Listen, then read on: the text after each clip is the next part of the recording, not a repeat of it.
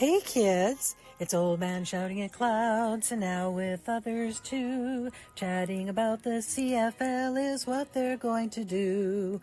Some have no contacts and others have no clues.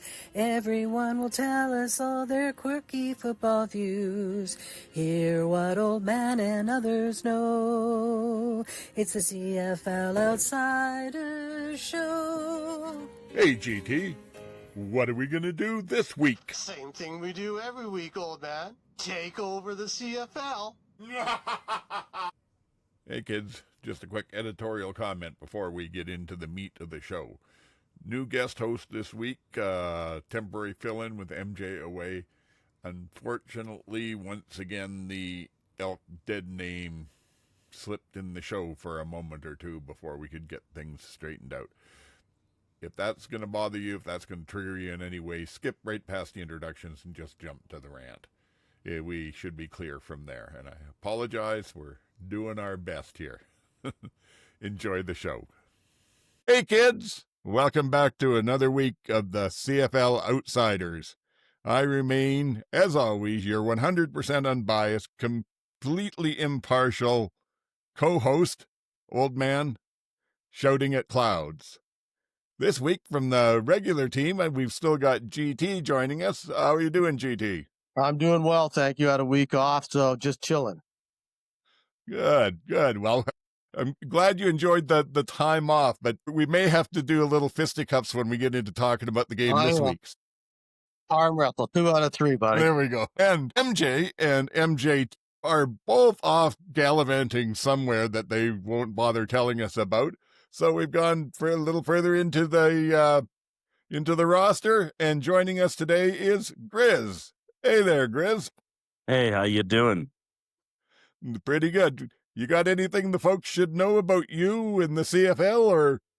Not necessarily about me so much as I'm from a small Midwestern town in Alberta here, and there is one small connection with my town and the CFL. We recently had the first woman coach working with the assistant coach, working with the Vancouver team, and recently she was released along with the rest of the coaching staff when they switched over at the end of last season. But it was at least a start with women within that coaching staff, and it's a small tie to my town.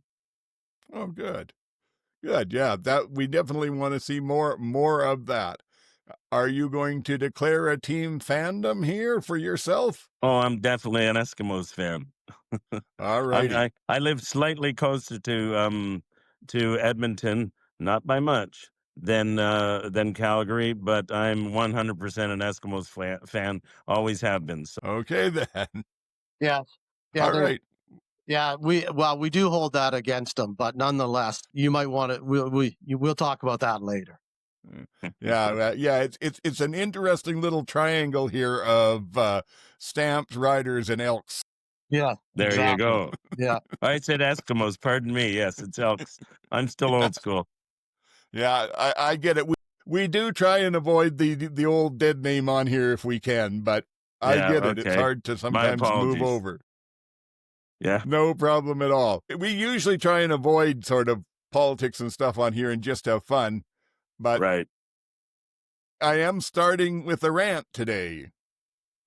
All right. And the rant is kind of a, are you ready to rant? Politically relevant one, but I feel like I have to talk about this and one specific aspect in particular. The CFL learned absolutely nothing with the whole Chad Kelly debacle, and this week allowed the Winnipeg Blue Bombers to re-sign Mario Houston, who's got the taint of domestic abuse hanging over him. And we can talk about that from a bunch of different angles, but the thing that I specifically want to talk about is I'm just really saddened by the number of abuser apologists that are coming online talking about things like, well, we don't really know what happened. Doesn't he deserve a second chance?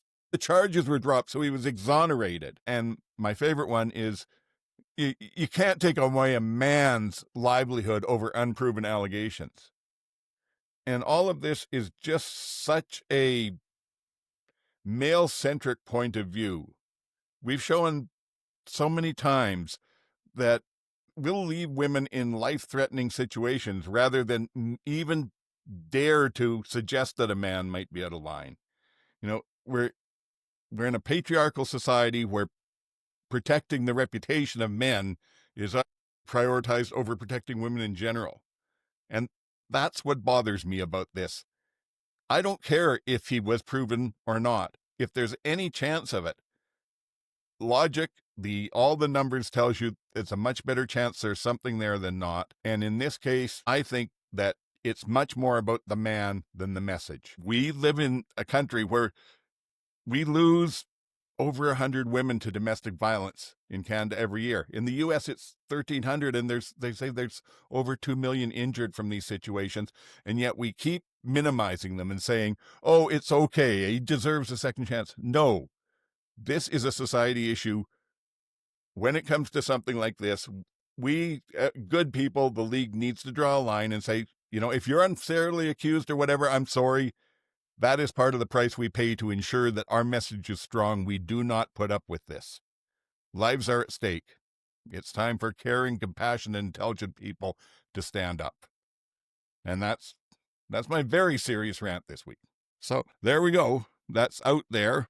We'll let people have a chance to sink in a bit on that before we talk about the whole situation anymore. But I do feel strongly about this. People are just so much mistaking it as being about him or one person. Anyway, rant's over. I got to stop. Let's jump quickly to, just as a bit of a palate cleanser, to the fantasy updates. I did not bad this weekend. 125.7. Beat Ryan Valentine out of the Horsemen there. He was at 103. You'll appreciate this, GT.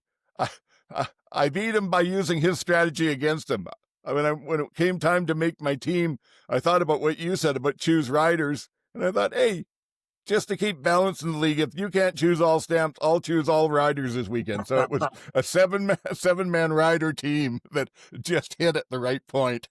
You hit the right week for sure. I did. Probably maybe one other week where that might have worked, but hey, I'll take it. So it's there. So this week I'm up against actually the league average. I'm currently sitting 4th in overall score, but 7th once I take into account wins and losses, and I got to stay in the top 8 to make the playoffs. So we'll see how that goes. Well, good luck. Did you put together a team at all? Yeah, I did all right. Well, until, unfortunately, I decided that Drew Brown would be not only my quarterback, but my captain. So that kind of took me out. But, I did have Hardy. I did have Olette. I did have Brady, who did well in the Winnipeg game. I picked a couple of other lesser guys that did all right for me. So I still ended up with, even with no quarterback, basically, I ended up with just under 90 points. So that's not too bad. Yeah, that's not bad at all. And you get those. I had, last year when I was playing it, I had a stretch of, I think it was 4 or 5 games where I called myself the quarterback killer. Every one of the games, either quarterback I picked either went out early or had one of those games like MBT had in Edmonton against, I think it was Hamilton last year, where he played the first half and still got 2 points. Yeah. So I'm happy that hasn't happened. But Dave, 90 is a good score with the injured quarterback in there. Yeah, it wasn't. Yeah, and I was glad I didn't pick Bo. I knew this week I wasn't going to, but this was definitely the week not to pick him. So I noticed a lot of people that did make that mistake. It was interesting. I think in the 17 of us from the podcasters in the league, I was checking it out, and I think over half of them had Bo. So interesting. And I had been riding Bo for about 4 weeks, so I picked the perfect time to jump off. Yeah, me too. Me too. And I thought that this was the week to jump off, and I did, but I just jumped onto the wrong horse again, unfortunately. So, yeah. There you go. Whatever. I had Nathan on the side, and then I thought, no, that's going to be a low-scoring game. Oops. Not really. Yeah. I have a feeling a lot of us are going to be feasting on lions in the fantasy. Yeah, I agree. I don't partake in the fantasy drafts at all. I don't find I have time for them. Yeah, well, Yes. I just started and a couple of weeks ago, Griz, and it didn't. It's actually more fun than I thought it would be. But I do it, and then I don't look at it at all until after the weekend. I don't pay attention during the games themselves because I just want to watch the games. And then after the weekend, I look and see what that's okay. So yeah, it's just curious. I will take responsibility for corrupting the youth here and getting GT hooked on it. So you hang around here too long, who knows? Yeah, possibly. Like I say, it's just a time consumption for me. I too much on my plate as it is. Yeah, exactly. Well, and to tell you the truth, until I started doing the podcast, I didn't bother because I always figured, yeah, that's nice, but it just focuses on the fancy ball carrying athletes. It's got nothing to do with where the game is actually played. But once I started into it, I realized, yeah, it's still fun. Yeah, It's a different thing. Moving on, PETA. This was a publicity stunt by PETA this week, or at least this is my opinion. Calls attention to the fact that there's these factory farms that really shouldn't exist. And I will admit, I'm not on board with the cruelty of the levels that some of the farming is done. So I'm good with that. But I personally don't think the amount of leather that goes into footballs is going to make a big difference in how the livestock industry is managed. But I thought I'd put that out there. PETA came after the CFL and NFL for saying that they shouldn't be using all leather in their footballs. And then they did have a bit of a horror story about, probably conditions that maybe could be cleaned up in the slaughtering of the animals. But what did you think about it? I laughed. I couldn't believe it. I was like, the headline was on 3 down, and then what in the story itself actually was a quote. I thought they were just making it up. Imagine the horror of the cows. And I'm like, cows don't have horror. I'm sorry. I honestly think sometimes human beings are the smartest and dumbest animals on this planet. Why do we consistently think other animals act like we do? They don't. We just, sure, there's stress on other animals. Other animals have to definitely, have emotions, et cetera, et cetera. I understand that. But we cannot anamorphize or whatever that term is and carry ourselves over into this. You think, I don't know, what's an example you can use? You think dogs look at, or cats look at mice and go, imagine the horror as I'm tearing this mouse apart? You think a lion tries to be gentle on a gazelle? No, they're animals. They don't have the same kind of feelings. So get over it. Yes, you can clean up and there's ways to make it more humane. Absolutely. But trying to bring human emotions onto other animals is a ridiculous thing. Just a ridiculous thing. Well, one small question here. Is it not pigskin that they use for footballs, not leather from cows? Is it not pig leather they use anyhow?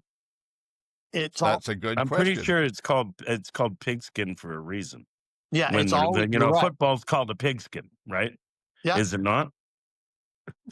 I've never thought about that, whether it still is or something different. Leather can be made, but leather can come from many different animals, and pig leather is a leather. And I'm pretty sure a pigskin is the reason it's called a pigskin is because it's made from pigskin. A football's known as a pigskin, right? Yeah. But it's a term, and I'm sure the reason being is because it's made out of pig hide. Yeah, that That's makes the point of perfect interest. sense. You make a bit. So I a doubt very there's good any point. horror in the cow population whatsoever. Yeah. The cows are laughing about it, but yeah, yes, they're going to pick him. Yeah, they did say that the footballs are not all natural leather anymore. There is some synthetic additions to it, but it is a leather base. And then that's a great point, because I never even thought about it when they were talking, because they were talking about cows in the article. Anyway, I could stand if we can do stuff to make the life less miserable for the animals that we end up eventually eating, then I'm all for that, like I said. But I think this was maybe a swing and a miss. Mind you, on the other hand, we're talking about it, and that's what they want. So exactly. Yeah, of course. Exactly. Yeah. At some point, they're going to come out. Somebody's going to throw a can of red paint on the field at some event, right? At some game, and the next thing you know, it'll happen. Watch. So. Yep. The other thing that I wanted to mention, and I don't know if there's a lot to talk about with this, but I think it's enough news that bears mentioning. Another week and 2 more quarterbacks down. We lost Caleb Evans, the third stringer from Montreal. It was out, and Drew Brown went down in a bit of a fluky injury again. Yeah. Didn't you think their fourth stringer did okay? I thought so. I thought for a fourth stringer, he looked not bad. I thought he did very well. Yeah. They announced today that Evans is out for the season with an ACL, and they signed Shea Patterson. So that's a pretty weak room now all of a sudden, right?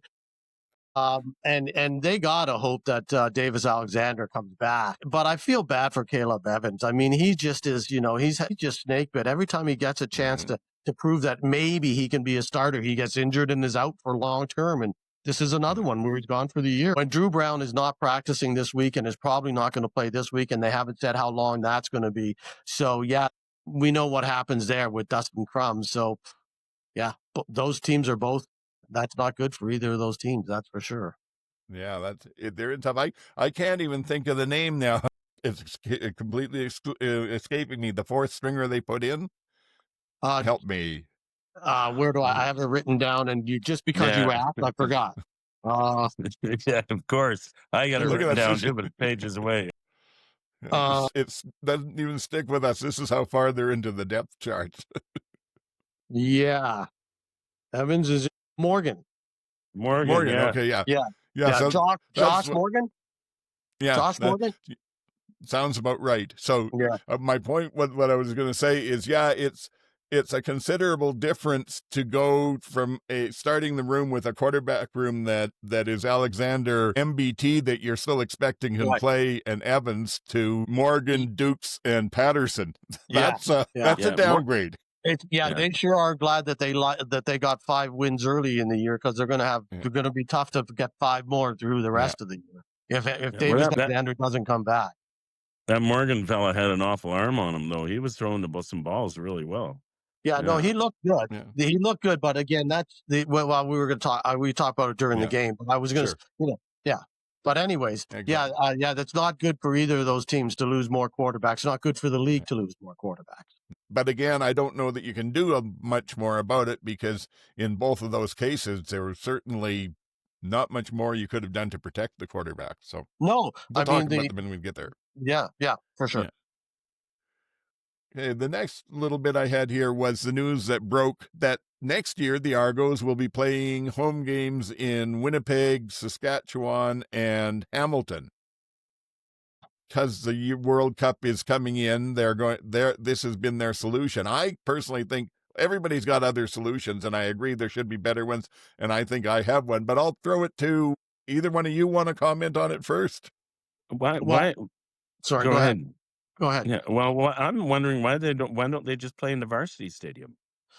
Yeah. Okay. In Toronto. Varsity stadium at U of T is really quite small, and there's no room to expand it at all, because it's not like other universities stadiums on a bigger footprint. It's really stuck in a corner, and there's just no room to expand it. So they can't do that. They could go to Guelph, which has a bigger school, a bigger footprint, and they've expanded it. And in fact, they play exhibition games there. And Hamilton, when they were building the new stadium in Hamilton, they played an entire season at Guelph. So it could be done. This is true. I remember that. So it could be in Hamilton. It could be in Guelph. It's the whole, it's a schmozzle to begin with. It's a complete schmozzle. My opinion of the World Cup, it's a schmozzle. These people are going crazy for something that that makes absolutely zero difference. You're not going to see Germany versus England. You're not going to see Italy versus France, or Brazil versus Argentina. You're going to get in these games that we're going to get in Vancouver and Toronto. It's going to be Botswana versus Zimbabwe. No one cares, other than this 20 people from Botswana that come and watch the game. But it's ridiculous to begin with that we're spending all this money on an event. That's my rant. It's absolutely outrageous, the money that the government and we as taxpayers are getting hooked for on this event as such. It's larceny. Nothing stops. Having said that, the games that they have rescheduled, I don't have a problem with Toronto rescheduling their games and moving to other stadiums. I don't have a problem with that at all. I think it's fine. But those should be neutral games. The problem that I have with it is they're going to Hamilton to play a home game against Hamilton. They're No, going to that's wrong. Saskatchewan to play a home game against the Riders. Why isn't the game in Saskatchewan a home game against the Stampeders? Why Yeah, isn't the game? exactly. Yeah. Why isn't the game in Winnipeg a home game against the Riders? So then it's a neutral site. And that makes sense to me. But to give it to the other team makes no sense other than it allows for a big crowd in Winnipeg and Saskatchewan to be able to get, because the Argos will get all the receipts for the game that day. Mm-hmm. So they'll make up 3 times the money they do in Toronto. That's really what it comes down to. In the meantime, Saskatchewan and Winnipeg now don't have to travel to Toronto. So that's a huge advantage to them. They get to play in an extra home game. That's a huge advantage to them. It's ridiculous when they could have just had another Western team come in and use it. And in Hamilton, they could have had Ottawa come down and do the home game. It's another 20 minutes to Hamilton for an Ottawa home game. And, it's ludicrous. It's badly done. I have to agree with you on that, but on the World Cup, the stadium's going to be full regardless of who's I know. who's playing, because soccer in Toronto, in Southern Ontario, is massive, and it's massive through a lot of places. I mean, there's a lot of soccer fans out there, and just to have the World Cup coming into Canada is going to be pretty big. And same with Vancouver. The stadium will be full regardless, even if it's not teams they wanted to Lake the Sea. They'll still go just to watch a World Cup game to say they went to one.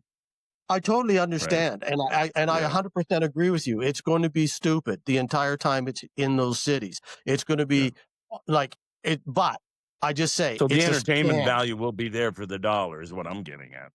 It's a scam, is my point. The whole World Cup is a scam, first of all, and the way that they've organized this for us is a scam, and the money they're going to charge is a scam, and people are going to fall for it left, right, and center. Oh yeah. and I got to say I'm kind of ambivalent to it because I mean, other than the impacts on the CFL, it doesn't hit my life that much. The thing that I will say though is what I don't get is they seem to be ignoring the fact that this means that the Argos will have to be on the road for the first 6-7 weeks of the season, whatever it is, even though you're calling 3 of those games home games. You're still on the road, so it's still really hard to do. So why even bother doing that? And why bother going to Guelph, which admittedly is great, but there's concerns, what would the facilities be like for TSN to broadcast out of and all these other things? Just start your season with a 6-game road trip. Plan it, and make it as easy as you can. Go. If you say you're going to play Ottawa 3 times in the season, go to Ottawa, go to Winnipeg, then come back Hamilton, Montreal, Saskatchewan, Ottawa, throw a bye in. You're through the first 7 weeks of the season. Yes, it's tough on the road, but you're going to be there anyway. And then you backload the rear end with your home games.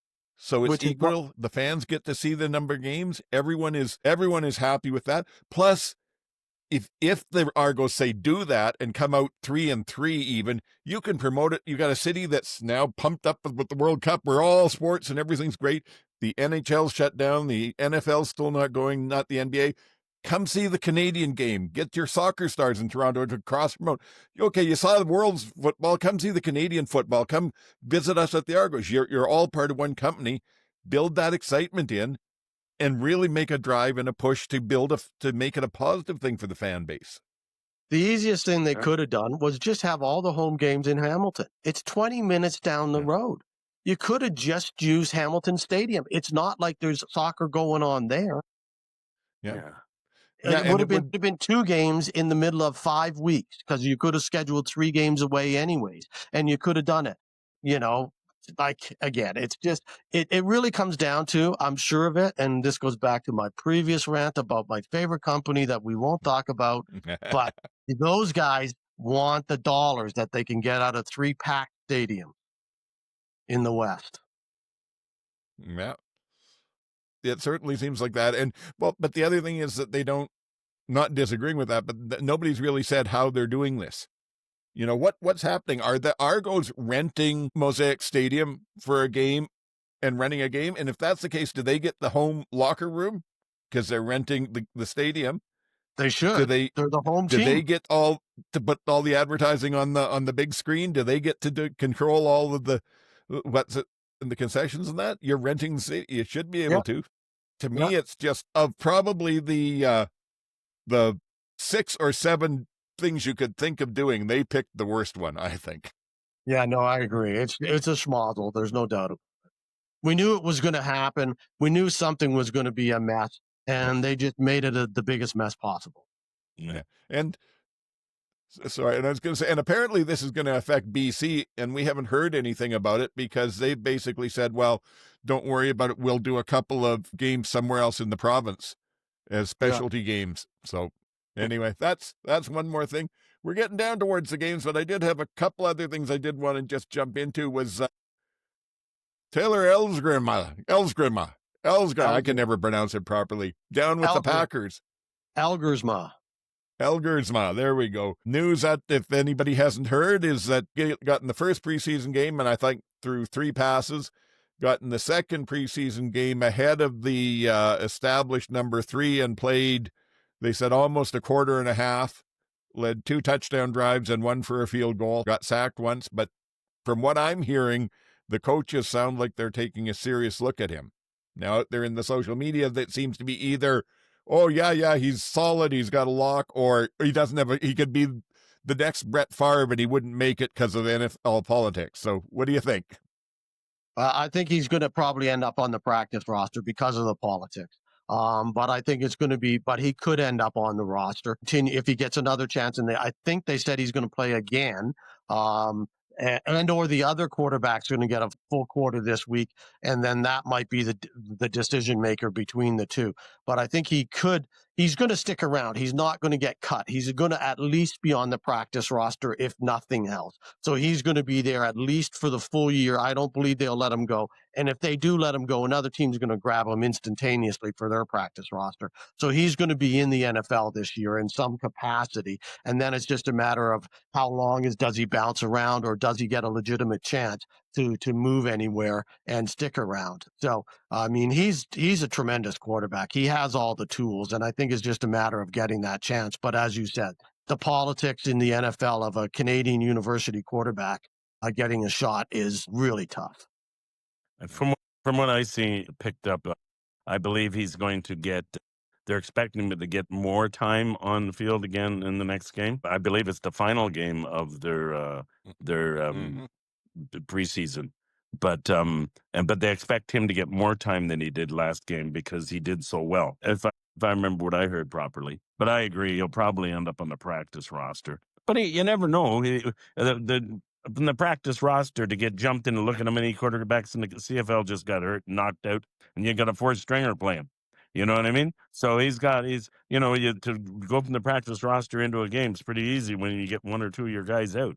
Even one, he bumps up right away, and he's definitely got the talent. I honestly don't know. There's so many variables towards it. I hope the best for him because he certainly has all the talent, and from everything I've heard, he's doing everything he can. He's doing the work.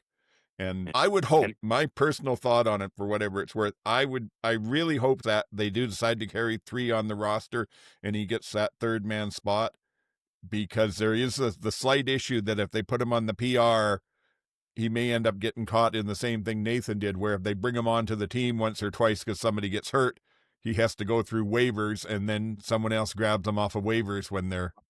One thing looks good for him though is he's got some height on him. Yep. Oh yeah. Right, and that's important in the NFL, right? So, he's NFL size. There's no doubt about it. He's absolutely. He's 6'5", 240 or something. He's NFL size. Yeah. And when they say cannon of an arm, a rocket launcher of an arm more even. It's just absolutely. Yeah. So he's got all the tools. And Green Bay, from everything I've heard said, I mean, who knows? They'll say whatever they want, but the way they've handled it, the way they brought him in for the top 30 visit, the way that they were involved in the game the All-Star game, I can't even remember which one it was that he got to play in down there and everything. All of that, they seem genuinely interested. So I'm hoping it's less to do about where he comes from and more that they feel like they've got a diamond in the rough.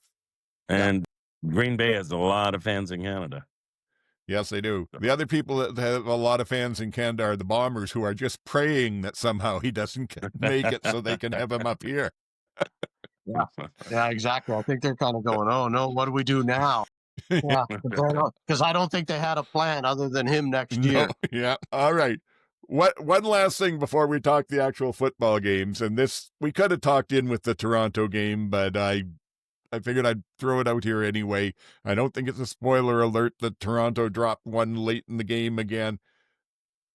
Dinwiddie's reaction, the shot they had of him on the sidelines destroying a headset, and then I watched the post-game news conference, and the entire thing, he was talking about the fact that we don't give up, but he looked beaten.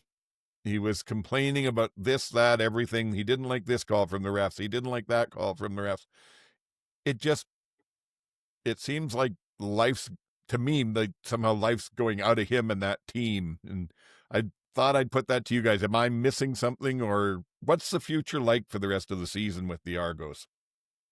Next season? Yeah, Yeah, okay. yeah, because it's not this season.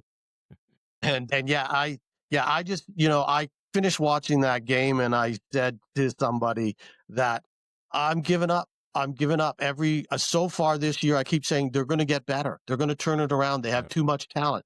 And now I've just decided, no, they're not. They're a bad team, and they look like a bad team, and they continue to do things that just they can't win. They can't get over that hump, and that's a bad team. So I don't see them winning more than 2-3 more games the rest of the year. If they get to, they're at what, 2 now? If they get to 5, they would be very lucky. I just don't see it.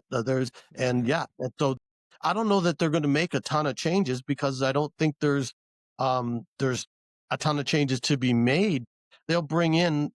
I think they just kind of survive the year and then retrench in the off year. They'll probably bring in some NFL cuts in late September, October, when the roster expands.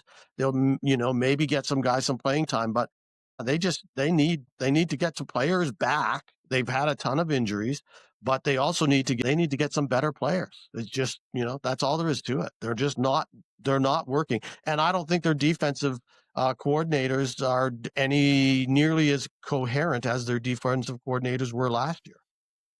So I kind of thought it was a good game, but well, yes, those green and gold tinted glasses. But any time when you see a coach or anybody like that trashing equipment just out of frustration, when they know they're on the big TV, you know what I mean? I think they should be a little bit more in control. That really looks like a pretty childish act to me. To me, I don't know.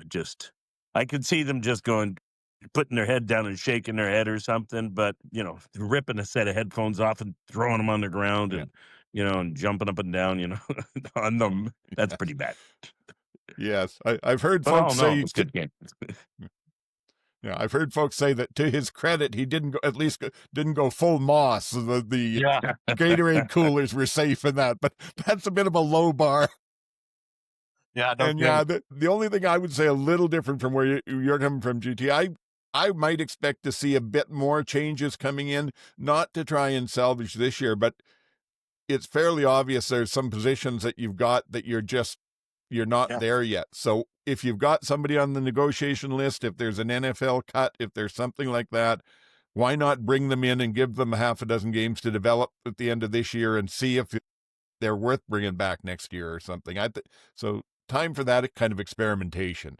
Yeah, no, I agree. That's 100%. That's what I think they're going to do. I just don't know how much you can a lot of times when that happens, they cycle through guys 2 or 3 games. I'm not sure anybody. My point was, I'm not sure there's going to be somebody that starts next week and is this, is still there at the end of the year. I think they're going to start cycling guys rather than trying to fix this year. I think they're going to start cycling for next year.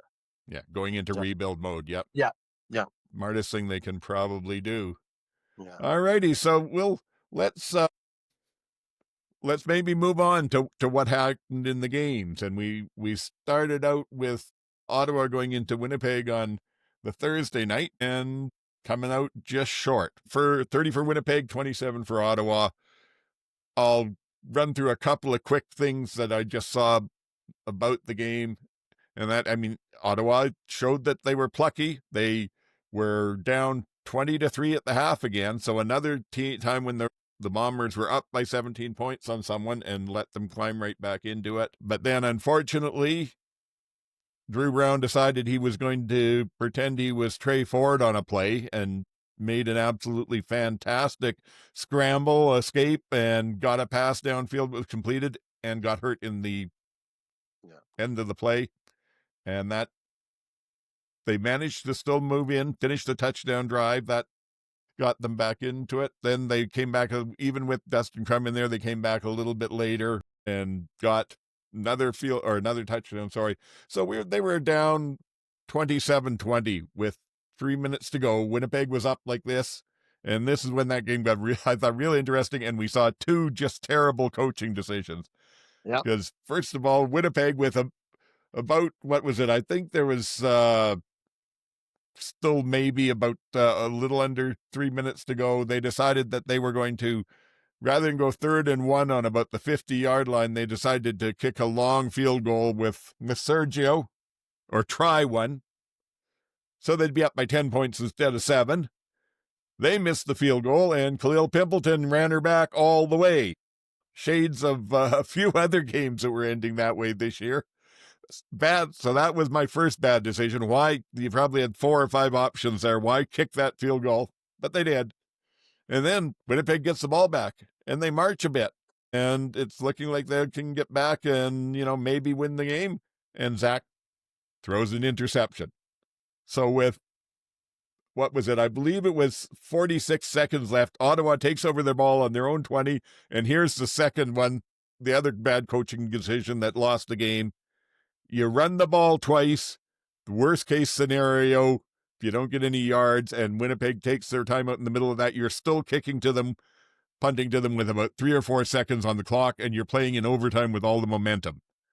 But Tommy Condell decides, no, we'll throw the ball, which suddenly changes the whole thing, throws the ball incomplete. Then he goes back to running, doesn't get the first down. They have to get the punt back to Winnipeg. They make a couple of plays, and Sergio comes back and kicks the long one for the field goal. So not a great game, but entertaining. And just to me, it was, again, Ottawa making too many mistakes to overcome. Have I missed anything? What do you guys think about how the game went? Well, it was interesting. I thought it was the beginning of some bad coaching decisions all weekend long. In some where I just thought, like, what are these? Sometimes I don't know what they're thinking. I thought it was amusing that when Crum came in, I thought, oh no, is it going to be yet another Crum back against Winnipeg? Against Winnipeg, I thought that would have been very amusing. And I thought he looked good with driving the ball, but I also thought was Winnipeg imitating BC's defensive coverage from a couple weeks ago, because they were just in a deep shell and he was just throwing underneath all the time and driving the ball, and they were scoring on it. So it worked. There was a couple of really nice catches. I thought Justin Hardy's catch early in the game on their first drive when he went up high to catch that was a beautiful catch. I also thought Winnipeg came to play early and was out physicaling Ottawa on all 3 phases of the game. They were just more physical than Ottawa was and looked like they wanted it more. As you said, they didn't have the second half. They don't seem to be able to sustain an entire game at that level. But coming out of the gate, they were definitely more physical than. Yeah, I don't know. I agree. What both of you said. It just it was up and down so much. It was hard to really get the flow of it. You know what I mean? It was definitely all Winnipeg to begin with. So it was I thought it was going to be a ho-hum game, right? But then the whole second half was up and down continuously. It was hard to get the flow, right? Yep. So, but then Crum, I thought, really made it interesting anyhow, as far as keeping them Ottawa in the game, right? Yeah, definitely. Interesting, and kept there, right? He looked he still didn't look fantastic, but he looked better than he has in the past. He was actually making some reads and completing more passes than I expected him to. But you're right. It's hard to know what that game was. It was like neither really team had an identity. They were almost like just whatever works. At the end of the weekend, I sat back and went, well, it was no week 10. These games were close. Yeah, these games were close, but they weren't like the week before, right? So yeah, so there was a lot of close games for no apparent reason. Still, I picked Ottawa, as we talked about last week, saying that Winnipeg is up and down, and they're still up and down. I'm still not convinced. They have Montreal this week, so they should win. But I'm still not convinced they're that great a team. They're just, I think that they're winning. That's the only way I can put it. Yeah, exactly. You never know what Montreal might do, though. They've shown themselves once in a while to come in and play a good game still, even with the backup, right? Yeah. Well, I think it tells you something about how I feel about Winnipeg, that even with Montreal where they are, I'm still thinking about that pick. I don't know for sure yet. I was just realizing, Griz, I'm going to have to put a trigger warning on the start for the strobe warning about your overhead fan going up there. Okay. It's not bad, but when you got up, I noticed all of a sudden there's shadows in the background. Oh, I'm terribly sorry. I can turn it off quickly enough. No. It's fine. I'm joking. Alrighty, so let's just wrap that one real quick. I did have one other thought on that, and that is that there are probably an awful lot of Willie Jefferson fans who like to bet that are hating Jake Thomas right now. Because one of the things that happened in that game was there was an over-under on how many bat downs Willie would get. And it was at 1.5. And he got 1. And I'm willing to bet that there were a lot of people that bet the over. 2 would have got them for it. Late in the game, he had another one right there, and Jake Thomas jumped up in front of him and batted it away.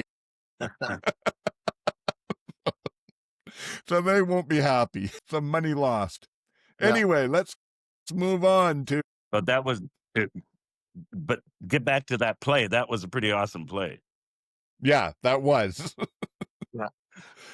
Yeah, they got to say this. Even in the games that aren't great, there are still some amazing plays that happen 100%. In this league. Absolutely, yeah. You can pick one from every game, but we're moving on to the Friday night game. Toronto went into Edmonton and fell short. Edmonton 28, Toronto 20. We've tried to ease you into the game here, Griz, with a couple of easy throws and that. Are you ready to take the lead and tell us about this game? Well, not necessarily, but I will try. That's the benefit you get for being the Elk fan. Okay. Well, I don't know where to start with it. My notes here I have Edmonton. They on the first, what do you call it? Big fail for them on the first drive for the Argos, right? They just let it happen. I don't know why. There was they fell apart. All in all, the Elks did a pretty good job of keeping Argos pinned a lot, I thought. You know what I mean? Other than Toronto getting a couple, right? But, I mean, it just a couple good plays, but I wasn't prepared to be left alone like this. Oh. Okay, well, I'll tell you what. Why don't I jump in and a bit more? I would have been a little bit more, read up a little bit more in my own notes ahead of time. But I'm reminded of the movie, what was it? It was one of the sales movies with DeVito in it. Tin Men, maybe, or something. Tin Men, that was an awesome movie, yeah. Yeah, where they said, forget about being thrown into the pool and learning if you know how to swim. Around here, we throw you out of the plane and learn if you know how to fly. There you go. Okay. So that's what we're doing. Lesson learned. Learned. So we'll jump in and then just bring in more that you want. I tend to agree with the stuff that you said. That, to tell you the truth, I thought, to me, the biggest fail with the Elk, and I'm trying to remember if it's been like this all season or if it was just that game, but that D-line you would expect would be getting so much more in the way of sacks, but their problem is they don't have any lane integrity. They're not rushing as a unit. They're leaving almost every play. They're leaving some sort of a big gap. Either the ends or the tackles are able to wash the ends way deep and he just steps up between end and guard, or they open something up in the middle, and they're leaving lots of escapability lanes. Yeah, it seems to me they don't even try to break in. You know what I mean? They don't really drive hard at the quarterback at all.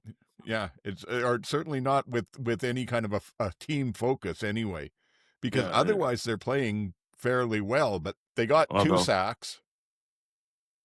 Yeah. They finally got 2 sacks. They were gimmies, though, I thought. Those sacks were almost gimmies. He walked into them. Yeah. Yeah. So he ran into them more than they ran into him. Well, but you got to be good to be lucky too. I guess.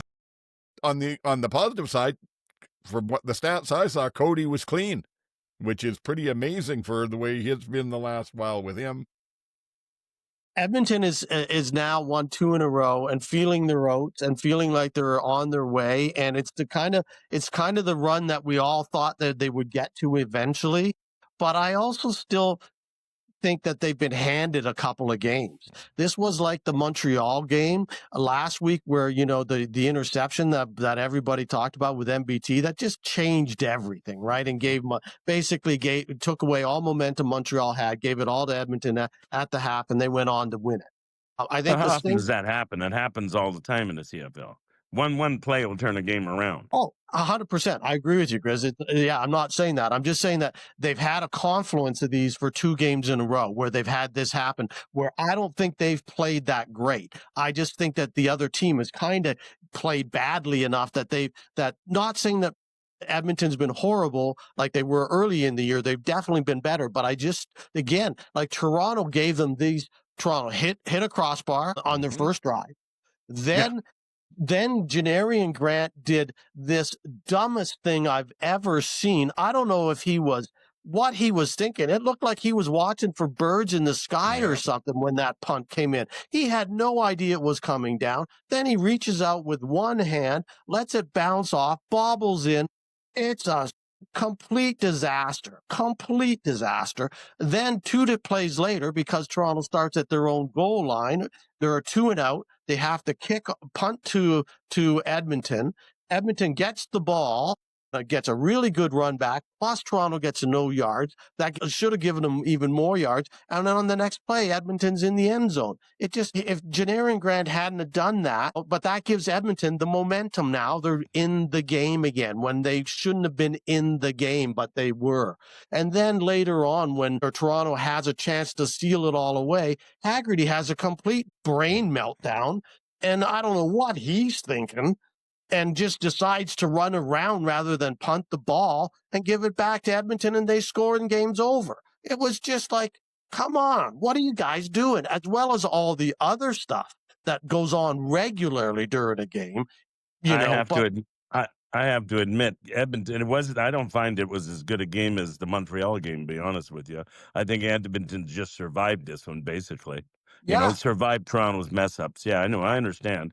But because, like I even put down in my notes, it was pretty much a whole hum game, but it's just the good guys won. You know what I mean? Yeah. But I don't know. I just kept thinking this game's kind of like, and then something would happen and you go, oh, this game's pretty good. And then it was like, oh, no, here, something else is happening. It's just one of those. Yeah. There was that one punt that how does he fumble such an important punt when they were back to him, right? You know what I mean? It was just like, oh my God, sort of thing. But he kind of recovered a bit, so yes, I don't know. We're not talking about punt fumbles in Ryderville right now. Those are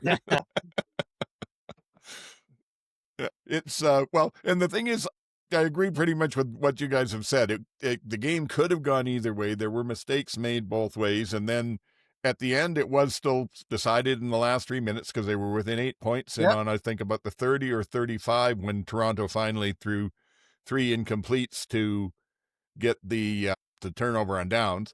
But even that wasn't easy because the officials on the third one threw up an interference penalty on Ross on a bit of an out on Herslow that from everything I saw was, I have no idea how you could call that. I've seen a lot of people saying, what was the replay center doing going in there, making a call that changed the end of the game? They gave the win to Edmonton. And my question was, what was the official doing making a ticky-tack call like that at the end of the game, trying to extend a drive? It never should have been thrown. That's my thought. Feel free to disagree. That makes for good radio. I thought to some extent, Dinwiddie did have some legitimate complaints about some of the calls. I mean, the call on Heslop when he got the interference or clipping or whatever, tripping when he was trying to hurdle the guy on the kickoff return. That was crazy. He was just trying to hurdle the guy and his foot happened to catch him. That was, so but Toronto shot themselves in the foot too many times to complain about the calls. Edmonton missed a field goal when they still only had a 5-point lead. Toronto got a penalty on it and gave Edmonton the chance to kick over. Now they have an 8-point lead. It's just like, you know, like I don't know. A bad call is only a bad call if it affects you negatively. Yeah, well, I tend to disagree. I try to be objective, and I say there were some bad calls on both sides of that game. I don't think anybody was getting an advantage, but yeah, that they called it unnecessary roughness on that kick with Ursula, and that's a bit iffy. And then the other thing, I'll throw it in right here now, and I know I say this too much, and I got to stop ranting about it, but for gosh sakes, if you see a penalty out there on something simple like an offsides or a procedure or something, throw the flag, make the call, and move on. Every bloody one of those is now a 15, 20-second delay while the replay center decides if it was real or not. Just call the game, and if it's something challengeable and the coaches don't like it, let them challenge it. That's my feeling. I agree. Way too many delays. Yeah, way too many, unnecessary, and like they're taking the whole the human side out of the reffing. You know. Yeah, exactly. It's just you know, they're doing that in so many sports, right? Pretty much all the way across the board in all sports. I don't know why.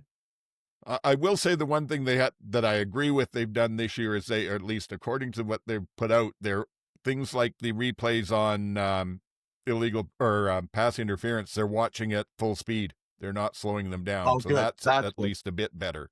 Yeah.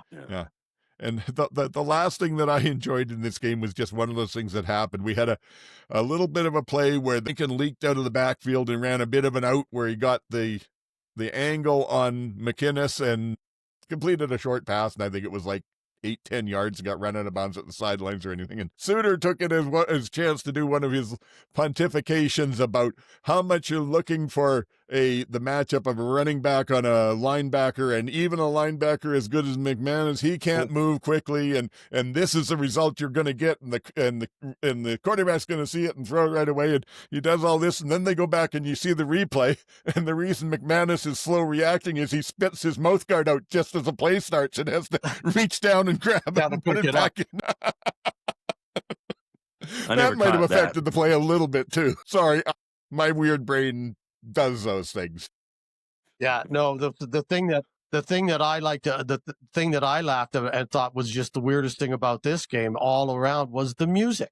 I don't know whether you guys noticed. Did you notice every outro was Trooper, Raise a Little Hell? Yeah. And then coming back into the game, everything was Steppenwolf, Born to Be Wild. I'm like, who's picking the music tonight? Like, was it CanCon 1978 CanCon time, or what was the deal with that? It was probably me.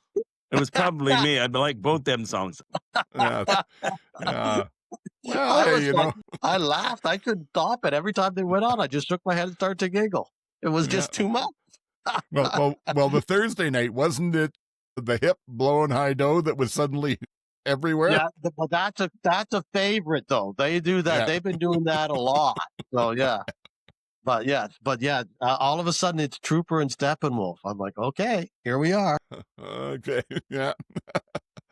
All righty, so then that gets us through the Fridays. We're on to Saturday. MJ's not here, so I don't even have to fight her to see who gets to talk about the Hamilton-Saskatchewan game anyway. And I don't want to go on about this too much at all. I think that it was a very nice performance by the Riders. I think you can safely say that on this weekend, they were the best team in the CFL. Whether that'll be the same thing next weekend or not, but they've definitely 2 weeks in a row, they put it together. They certainly look complete. Early on in the game, Hamilton was able to move the first couple of drives on them a bit, and they managed to still hold them to field goals. They overcame the way Hamilton decided to defend them was to put heavy pressure on Trevor and try and jump the short routes, and that worked. They almost picked off 3 balls. One of them they did pick off, and then not too long after that, Saskatchewan responded by running a double move on one of the DBs, jumping it, and I think it was a 50 or 60-yard open touchdown to Myers that put them ahead, and it just really kind of went on from there. For some reason, I don't know what it is. I thought the game was a bit of a letdown. Yeah, well, it was as far as if you're not a Rider fan, it was maybe I'll turn this off at halftime game but for a Rider fan, it was huge. And I don't know what it is. There is something about the Riders defense that has Hamilton's number, because I was looking at, I think they mentioned this in the game, but I was looking at Bo's touchdown to interception ratio against the rest of the league is 21 touchdowns, 1 interception.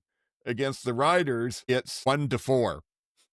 1 touchdown, 4 interceptions, and they done this to him two games in a row. It was the defense stood up when they needed to. Even that second field goal came after the Harris interception, fairly deep in their own end zone. Or no, I don't think it did, because after that one was they did get that, and then Milligan took it back. Or no, sorry, losing my mind. I'm going to have to edit this out. That was after that, yeah. After Harris got intercepted, they held him to the field goal. Then later in the game, the reason Rider fans don't talk about fumble punts is that Gus McCrae fumbled one deep in the Riders' end zone that got nowhere because Milligan picked off Bo on the goal line for that one. Yeah, so it was just dominant by the Riders' defense, and Trevor, for whatever reason, was being able to pick apart the Ticats defense pretty much at will. But Lauder still only went 3 for 5. He hit a 59-yarder with the win, but still only 2 for 5 with it. What else did I have here? Yeah, says something about that second half. Why non-Rider fans probably would have turned it off was that I realized it was 23 seconds left in the third quarter when Bo got his first completion of the half, or at least his first one to a Tiger Cat. He'd thrown 2 to the Riders by then. And then the last thing. So I'll just say the last that I love the fact that it was family day at the stadium there, and they really leaned into it. They had Trevor's son announcing the team over the intercom. They had a great shot of Bo signing a jersey for a fan on all the sea of green, a guy wearing a Ticats jersey, getting Bo to sign it for him and proudly putting it on. I love to see that. They showed a photo from the last time they won the Grey Cup in 2013. 7 different Riders had babies, so they had a shot of all the babies in their strollers with the jerseys hung over them. Just the family of football. Yeah, they had that. They really made a bit of that. Yeah, did a good job on that. Yeah, for sure. But I was just to comment on maybe why they have Bo's number now is because when he was with Calgary, they couldn't get his number at all. No. Right? So yeah, maybe now they got him with a lesser team. Yeah, new coach, because we spent years cursing Bo. For sure, everybody did. Yeah. Anyhow, the last thing outside of Calgary. Yes, exactly. Yes. The last thing that I'll mention is just, I got this from the radio show. Luke Mullender was saying that Tommy Stevens' dad came out to the game, and it was the first time he met him. He said, "I could not believe it, but that man makes Tommy look like a little baby." Wow. I guess his father is even more cute. So anyway, that's all my thoughts from Riderville. Jump in. What did you guys think, other than that? Yeah, it could be boring if you weren't cheering for the right team. I wasn't cheering for a team. I was watching for a good game. Yeah. I thought Saskatchewan was full value for the win, and I thought Hamilton was full value for the loss. I thought this was a lot of bad coaching by Hamilton as well. Those first 2 drives, as you said, Trevor almost threw an interception on his second pass of the game to Moxley. Then he was intercepted on the second drive. Both times Hamilton had them down at less than inside the 5-yard line and third down, and decided to go for field goals. I mean, what is Saskatchewan's offense? It's Trevor moves the ball nice and slow down the field. And yeah, they kept saying how they've got more long plays than anybody else, but that's not their offense. When you have the chance to put your throat or your foot on the neck of your opponent early in the game, that was a dumb call by Milanovic, especially on the second drive. I can see on the first one, take the 3 points, but on the second one, you could have gone for it. And even if you don't, you've got him at you turn the ball over at the 2-yard line or 1-yard line, whatever. Instead you give the ball up at the 40. Trevor throws a 60-yarder to Meyer. 7-6, Saskatchewan's on the way. Any momentum you had is gone. I thought that was horrible coaching by Milanovic. And then they were playing catch up. What's Hamilton's offense? Long bombs. They have to make them up, but they only do that. They play from ahead. Hamilton plays from ahead when they're winning all year. So far, those games that they won, when they're behind, they don't make up. They can't make it up because their defense isn't that good either. And so I just thought, again, they just made some bad coaching decisions, and Bo looked off. I thought their offense looked like not in sync at all. There was one time where Lawler went completely left and Bo threw completely right, and the ball landed in between the two of them. And they weren't on the same page at all. I just thought, again, as I say, taking nothing away from the Riders. I think they played a very good game, but I also think Hamilton played a very bad game and made some very serious coaching errors throughout the game. Saskatchewan, they sent a message to the league, according to Corey. So we'll see if the message is. We'll see if the message is heard. Well, right now they are the best team in the league, right? So they are the best team in the league. So right now, like I said, right now, right now they are. Absolutely. I've been around this game long enough to know that could be a whole different thing in 2 or 3 weeks, depending on how the injuries play out and what else goes on in that. But absolutely, that's why I've been a Rider fan long enough to know that I just enjoy this feeling while it's here. I think on 2 and Out last night, Sheldon was saying, maybe it's time to set aside that Rider fan PTSD. Maybe we can actually say, this has been 2 really good games, 3 fairly good games in a row. Maybe we just stop worrying about them. And I'm sitting there thinking, no, I've been doing this far too long to ever get comfortable with the Riders. Yeah. Oh, well, that's true of any team, though. As soon as you get real comfortable with them, they're going to mess something up. Yeah. Well, they've got what? They've got Calgary this week, and then Banjo Bowl and Labor Day, right? Yeah. So it's next 3 games. They're pretty important for them. So. Yes, it is. And I think personally, my feeling is that if they do beat Calgary and split that Winnipeg one, they're in a pretty good spot in the driver's seat to take first place. I think they've got first pretty much locked. It's going to be anyways, I just feel like that. I just feel like they've got first locked. Yeah. Even if they don't, I don't think they're running away with it, but I think they'll end up with it. Yeah. My feeling is, like I said, even if they don't beat Calgary by over 14, so Calgary still has the series, if they can win specifically the Calgary game and one of the 2 out of Winnipeg is what I'm saying. But if Calgary beats them, even if they win the 2 against Winnipeg, I'm still not sitting terribly comfortable because there's still a lot of the games to go. And I'm hearing people out there saying, well, whatever the Riders do, don't go 16-2 because that's the curse, Hey, I want to make sure at this point, I want to make sure that we get 9 wins this year, and then we'll go from there. Yeah. I was listening to the broadcast this morning on the radio, and they were doing the deciphering as to what Edmonton had to do to make the playoffs. And I thought, boy, there's sure some dreamers in this town. Yeah. You got to do some fancy math there to make that look right. But it is doable. Absolutely it is. It's not. Yeah, it's always doable. They're only 2 games out of a crossover spot. It's not impossible at all. Well, but other teams have to do things wrong for themselves also, right? Yes. I mean, Edmonton has to do 2 games right for themselves, but other teams have to lose for Edmonton to end up doing that. Absolutely. If the other teams win also, well, then, it just, whatever. Regardless, I just thought it was kind of comical. Yeah. I get. I wouldn't rule it out. Oh, go ahead. Yeah. You can't rule out anything in this league. Yeah. The math in the next 3 weeks can change the entire division. The next 3 weeks. Because of the Labor Days and the rematches, right? If Saskatchewan takes both of those games against Winnipeg, and Edmonton takes both of the games against Calgary, all of a sudden Winnipeg and Edmonton are tied. It's as simple as that. And so, yeah.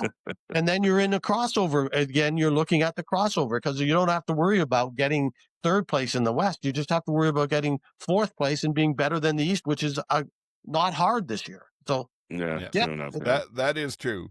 But to tell you the truth, the way that I look at it, as we've seen with Montreal, all it takes is one or two, or they've got like 12 injuries that are well, whatever. They literally have like 6 high-grade starters out. That'll knock the team down, but they should all come back this season.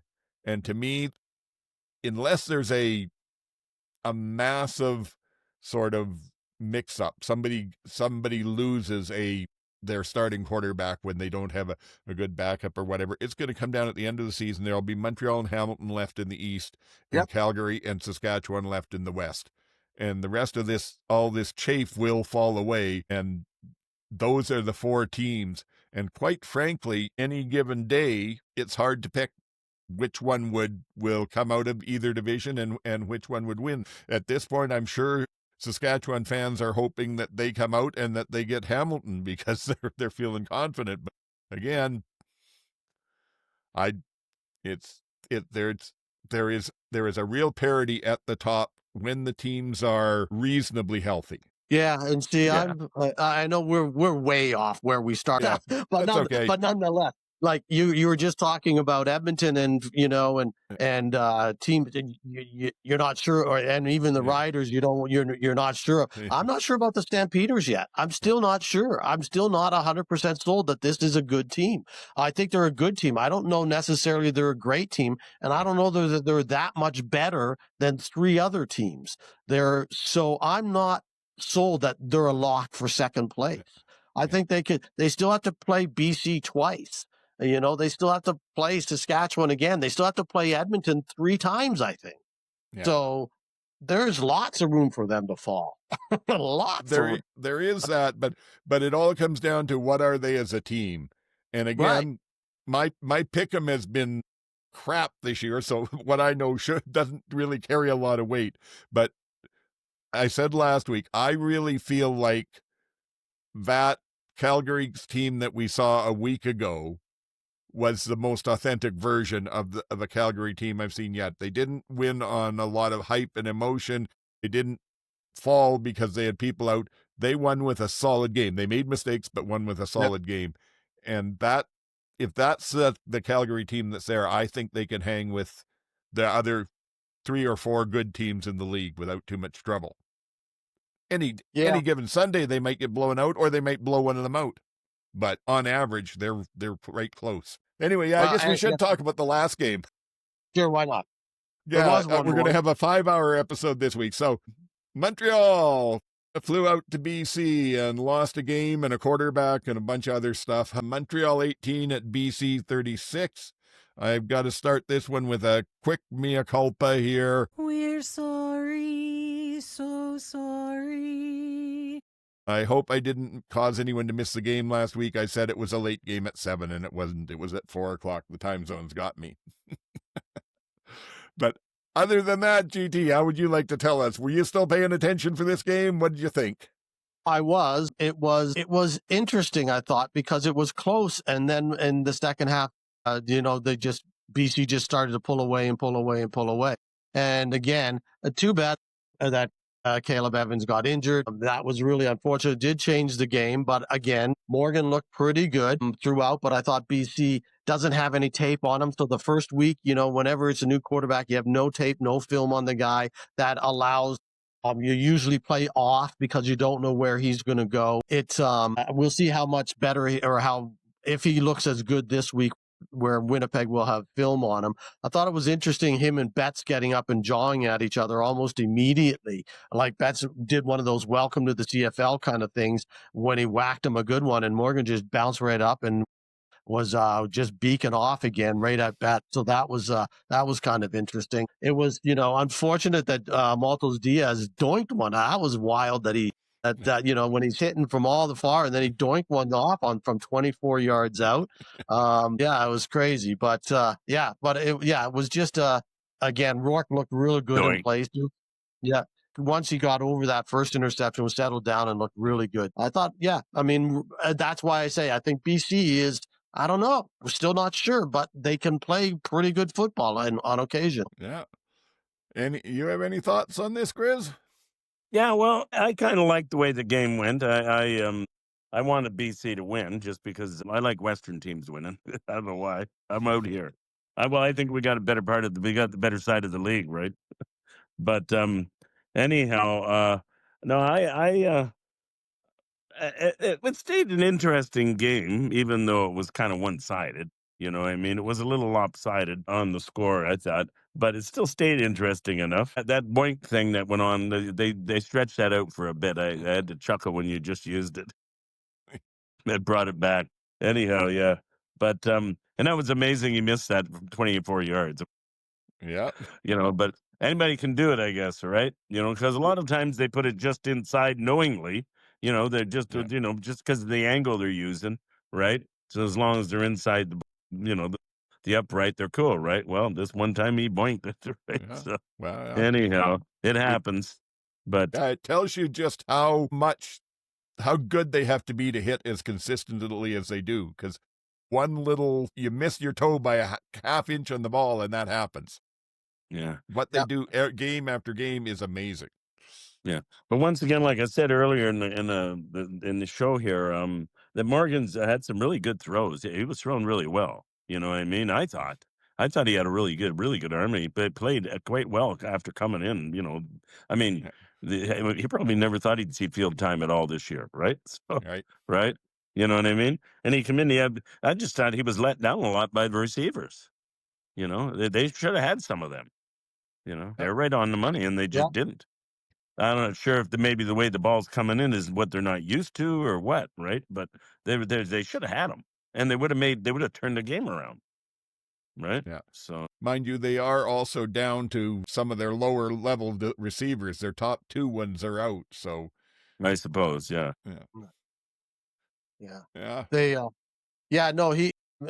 a fourth round pick originally in the NFL, so it's not like he has no pedigree at all. Yeah. And granted. No, I'm just saying, like, this is we don't. They said he's a fourth round pick, so I mean, it's not like he was some guy that was undrafted or whatever and came out of nowhere. He's had some time in the NFL, and when I listen to the Alouettes podcast, the flight deck guys, even in the preseason, they were raving about him and saying, he's going to be, the guy eventually, the second guy eventually, and here he is. It's his turn. So just faster than I think people expected him to, but there was some expectation there that he could be as good as he was. We'll just have to see once he looked great. I agree with you, Griz. I thought he looked really good. We'll have to see whether he can sustain that 2 or 3 games once teams have tape on him and see his tendencies and that kind of idea. So, well, boy, if he gets some practice time in with the receivers now too, that'll make a big difference, right? Yeah. First team reps this week. Yeah. Yeah, exactly. Yeah. I thought he didn't look completely lost out there. He made mistakes, right? But he looked a lot better than a lot of backups I've seen come in, especially ones with no playing time. So who knows? Yeah, it could be, he could be another one, like a 1 or 2 game wonder, or he may be something that they have for the future, but he's not going to be able to help them too much right now, I don't think. Yeah. I'm guessing, I could be wrong, but I'm guessing they'll be trying to see how quick they can get Dukes up to speed on the offense and get him in there. Yeah, it's a short week this week. Don't they play again on Thursday? I believe Don't they have a short? Yeah, so they have a short week. So I don't know that Duke still has time. I would think because this is his second or third year in the system too, Morgan. It's not his first year in Montreal. He was there last year, so he knows the offense. He's had a chance to do it. And on a short week, I would suspect they go back to him this week. And if he performs, then you're not in any rush for Dukes. But if he doesn't perform, then I would think Dukes will be in there next week. That would make sense to me. You're right. With the short week, it's almost impossible. But I still think he would have to really perform above what I would be expecting of him for them not to be trying to at least get that experience that Dukes brings with him into the lineup. Yeah. But they'll see what's going on in practice, and they get paid to coach, and I don't get paid to do anything. So, And not enough either. Yeah, exactly. And I'm overpaid at that. Yeah. Yeah. The last thing that I really had on this game was it's a shame MJ's not with us this week, because she would have loved going on about the way TSN locked the camera on Maltos Diaz after like Griz said, his 20-yard donk. They were almost up his nostrils. What did I have as my interesting thing here? The Rourke to McGinnis, where he made the catch, and then they called it a fumble. That they called it a fumble when there was like four guys from Montreal surrounded him. One of them punched the ball out, and then they called it a fumble. And I was like, they should have whistled that dead. I didn't understand why, because Montreal was holding him up. It wasn't like he was still fighting for yards. That should have been whistled dead, in my opinion. That shouldn't have been a fumble and a turnover at all. So I was surprised at that call. I've seen them go both ways. I wouldn't have been surprised either way with it. I don't know what the standard is on how long you allow a play to go on when it doesn't appear to be happening anymore. Well, you think it should have been a catch and they just stopped them dead? That's all, once he caught it. Yeah. I see. Okay. Yeah, because they were holding him up. It wasn't like, if he's still fighting for extra yards, then I can see that.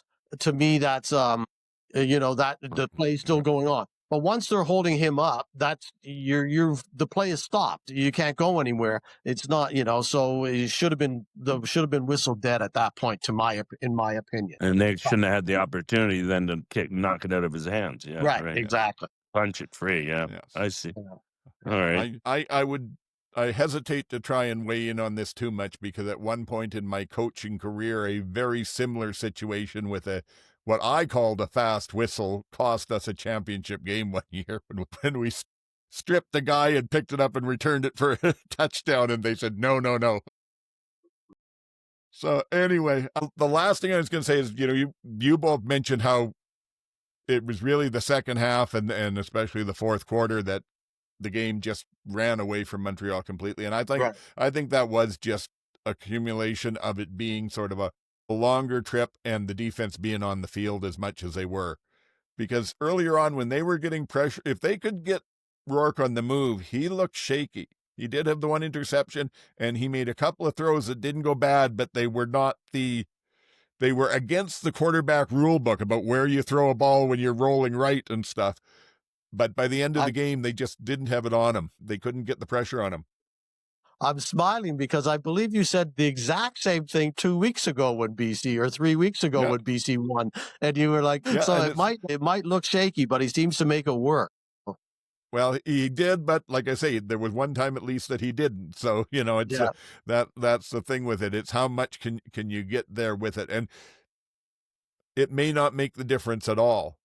But that's the only thing that I can see that you can sort of count against his play right now. I don't want to be unkind to him, but I get the feeling that he does need to take the next step of knowing that there's the odd time when either you just accept that sack or you run out of bounds without trying to make the miracle throw down the sidelines. He reminds me of VA 3 or 4 years ago like that, and VA has learned not to do that now. And really, it's his second year. Yeah, that's true. Legitimately, it's his second year, right? So, I'm sure he played a little bit last year, but he only, you had that end of last year and the beginning of 2022 together. That's 1 year, and then this year. So he is still learning a lot. And yeah, you're right. He's got to mature and get better. There's. You can see the growth will be there, I think. And as he's gotten better, I think this year from the beginning to now, for sure. Yeah. I've had people accuse me of being a Rourke hater, but I'm not. I try to take an unbiased view. Trust me, like I said, this weekend, fantasy, yum, yum, yum, yum, yum. We're going to have lots of Rourke on the team, and Hatcher and McGinnis and Butler, and then whoever else they can afford. So, that's, I think, covers off the week. The other thing we do here, Griz, now is we have to pick up for the games next week. And as the guest co-host, you're picking for MJ. So whatever you pick goes on her record. I don't know if you've watched the show. If you think that she's an impressive person, you'll want to do good by her. If you feel like stabbing her in the back, you still have that option.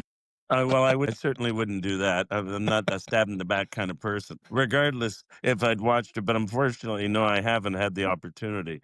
Okay, well, And I'm going to start paying more attention to that, honestly. okay, well, she gave you the opportunity by not showing up this week, so it's on her There you go. whatever you feel like. But I have to pick all four. Okay. Yeah, we'll go through them. And, yeah, we'll go through them. What we do here is we each do our individual picks, and we've got an internal sort of competition for the season to see how we end up. But then whatever we agree on, the majority of, we put that into the CFL Pick'em, and we see how we do there at the end of the season too. So okay, well, I hope I don't let her down.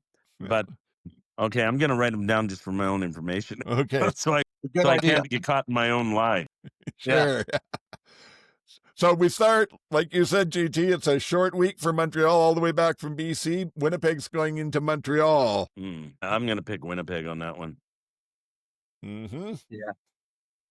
Yeah, it makes most sense. You kind of got to go Winnipeg, but it's I'm not 100%. What's the word? With low confidence? Is that Yes. the term we're using? Yeah, Winnipeg with low confidence. Yeah, back in the day on Pick'em, there used to be, you had to set your confidence level between 0 and 100, and this would be a 1. But yeah, I'll go with Winnipeg too. I don't know. I could easily see that. Yeah, and exactly. then we get the next day, which will be an interesting thing in a few ways, because it's Edmonton out at Ottawa. It's looking like Drew will be out. He's missed the first 2 days of practice, and Bob Dice, sorry, losing my mind there. Bob Dice has said he doesn't expect him back. He's not ruled out, but he doesn't expect him back this weekend. So it's probably Edmonton in Ottawa against, I'm guessing, Crum. Yeah.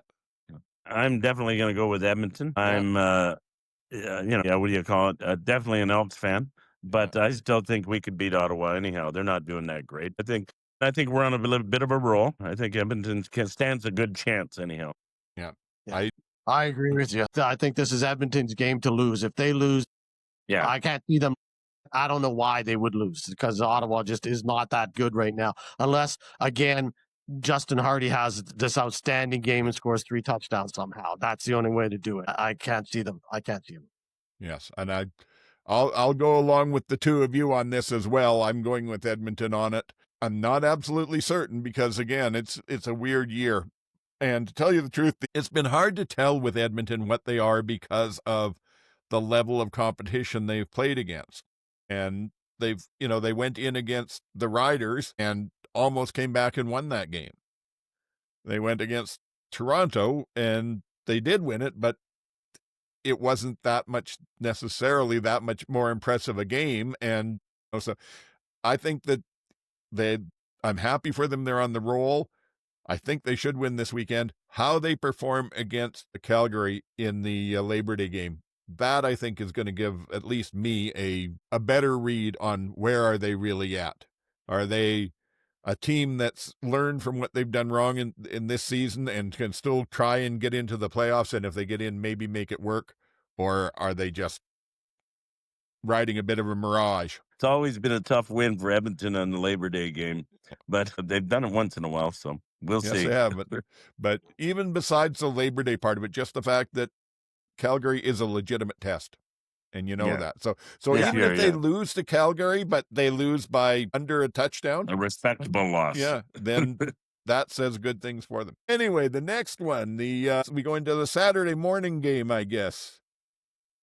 Yeah.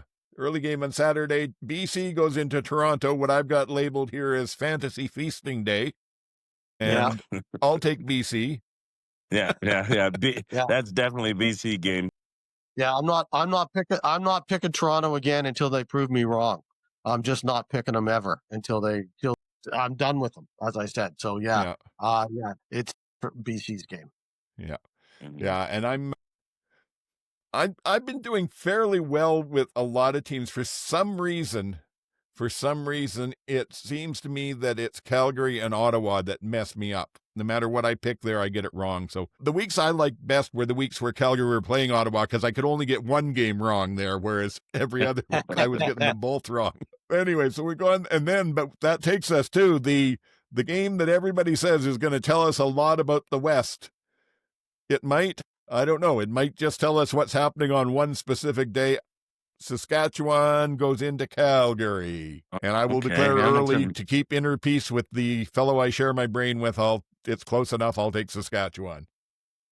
So I'm getting a break here. The Hamilton's got to buy, and I don't got to pick them just because MJ would like me to. Because I was expecting you to say you skated through that one. Yeah. Yep. Lucky timing. All right. Well, you've got a guy that lives in your head. I've got one too. Unfortunately, mine's not quite as confident, but I'm still going to go Calgary. I still am going to go Calgary. So okay. I got to go with Calgary too, I think, actually. Okay, so that's the tiebreaker. Yeah. The outsiders will be taking Calgary in the official pick'em. All right.